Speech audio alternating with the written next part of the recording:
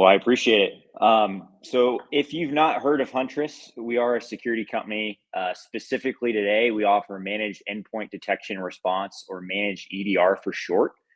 We got founded back in 2015 by three ex-NSA hackers, and now we have about 270 to 280 employees globally, um, with all sorts of different decorated backgrounds, from folks that have published books over the last couple decades in this space to folks that are, heavily followed on YouTube, to government agencies and all sorts of enterprise players. And what we've really tried to do with the SMB is to help them level up security by leading from the front. We try to assemble a really strong expertise team to protect clients on a day-to-day basis, but we also try to keep the community informed. You might have seen our involvement in the two scenarios being shown on the screen right now, but really we try to be at the forefront of anything that could have the potential to affect the community. And I'll have a couple other examples as we move forward. So a couple other stats to be aware of. Today we protect about 1.8 million endpoints. We work with 3,600 partners and protect a total of 83,000 organizations across the globe. So the big three problems that we see on a day in day out basis with the MSPs we talk to is that the tools themselves can get pretty dang expensive, especially in security. There is no one tool that's a silver bullet. You end up having to implement quite a few, and those can start to add up. And then, as you have all those extra tools, they're not generally not the most quiet. They tend to produce a lot of noise. You have to have an experienced team to be able to go through that noise and figure out what's good versus what's bad, and it's tough to do, let alone 24/7. So Huntress being a managed EDR, we are one solution that kind of helps form the entire layered approach that you might end up deciding to do. By no means are we that silver bullet.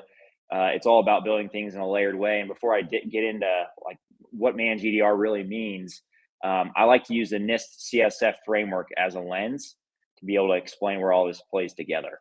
So what I've done on this next slide is just put those different domains in sequential order with the laundry list of different controls that you could invest in underneath each of those domains. Now, by no means do you need to necessarily purchase everything. Honestly, most of the time when I talk with MSPs, I don't know that I've ever come across someone that has everything.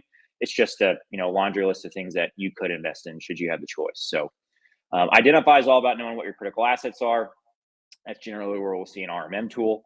Protect is all about minimizing the likelihood of stuff getting in to begin with. If you were to think of a physical analogy, it's like the locks and doors and windows to your house.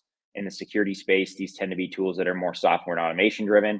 So we hear a lot of folks running things like a Sentinel-1 Control, CrowdStrike Falcon Prevent, a Sophos Intercept X, Bitdefender, Webroot Defender, you name it, all do a good job, and they're going to prevent the vast majority of things from making through.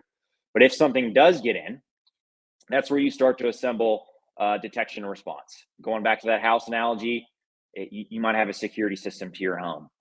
Those detection capabilities they're all about gathering visibility so that humans can look through that data and figure out what's being missed. Response is obviously closing the loop on that, and then recover is for that worst case scenario.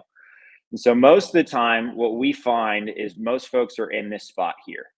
They don't necessarily have a whole lot of capabilities in detect and respond, and that's really a big reason why we started to see players like cyber insurance start to make that more of a requirement in their questionnaires. The big problem that's been is just because, yes, it's extra technology, but it's not just technology you can sit and forget. As you move further right within NIST, technology gives way to people, and it's really tough to build a 24/7 operation, be able to add margin, and then scale it across all of your end clients. So Huntress has tried to really solve that issue through the own EDR capabilities we have, but more importantly, the humans that we have monitoring that data for all of our partners 24/7, 365 at the price of a product. So what exactly does managed mean? It means that we're collecting a bunch of data and not having to inundate you with all the stuff that's going on in the background. So essentially that data goes through our backend where it runs up against our detections and filters to prioritize things for our analysts to review. The analysts will review those alerts. They figure out, is this good or bad, and then what to do next, as well as threat hunt for new things that might not necessarily be detected on. Ultimately, all that stuff happens in the background, and we're not bugging you in that process. We only bug you once we've verified something's malicious. We've, put together a incident report like you see here on the right-hand side, and then we make it super easy to remediate. Not only is those tickets being piped into your PSA, but if you log into our portal, we basically provide an easy button to execute those actions for you through our agent. The only thing I'm not really showcasing here is our ability to isolate machines. We can do that as well in a worst case scenario, regardless of the time or day, and take care of that. What else does managed mean? It means that we're gathering a bunch of different data sources from that endpoint so we can try to identify that threat at various layers of the attack chain. This was last month and kind of how those incident reports broke down. A lot of times folks come to us and say, oh, we thought you were someone that just monitored persistent footholds. And while that is definitely a big differentiator in the space that we do and somewhere that we started, we've very much expanded outside of just that within the endpoint itself. And lastly, our false positive rate is pretty low. Our goal is to not be that vendor that's throwing a bunch of noise your way that doesn't matter. You know, we want our tickets to make sense to you and require action. So why should you trust us? We're a transparent group. It's not smoke and mirrors when it comes to pricing. We don't give discounts for fun at the end of quarters or when we're dealing with an MSP that might be a better negotiator. We find that most folks like that just because they know that the next MSP next to them is not getting a better deal. So it's 12-month contracts, and we bill you monthly based on your usage. The reason we only do 12 months too is because we feel it's important to earn your business year over year. We also are community first, even when it's not necessarily our job. I used a couple examples towards the beginning. Here are a couple more here recently where we identified vulnerabilities, or we heard about the vulnerabilities with Veeam as well as the Microsoft Outlook, and just try to keep the community in the know on that. And then lastly, the community ranks us as one of the top in the space. So if you want to learn more, feel free to do a trial. We offer 21 days to be able to do that, where you have full access to the portal.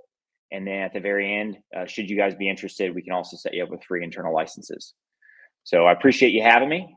Feel free to come by our booth. We'll be giving out some headphones, and we'd be happy to fill you guys in on some of the new stuff roadmap-wise that are coming. Thanks.